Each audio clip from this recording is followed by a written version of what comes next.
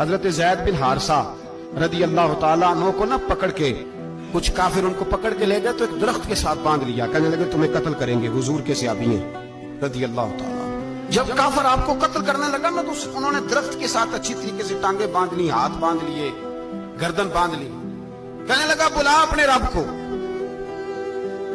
تو حضرت زید رضی اللہ تعالیٰ عنہ فرمانے لگے میں تو شہید ہونے کو تیار تھا، لیکن تو نے آزمانے کا پروگرام بنایا تو ٹھیک ہے، میں پھر بلانے لگا ہوں اپنے رب کی مدد کو، اے اللہ مدد فرما۔ اس نے اتنی دیر میں تلوار نیام سے نکال لی، اے اللہ مدد فرما۔ اس نے جب تک دونوں ہاتھوں میں تلوار سونت لی، اے اللہ مدد فرما۔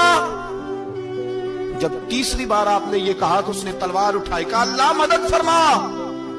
حضرت زید رضی اللہ تعالیٰ عنہ کہتے ہیں جب چوتھی بار میری زبان سے لفظ نکلے، کافر کے ہاتھ میں تلوار تھی پر گردن بھی اس کی کٹ کے نیچے گر گئی۔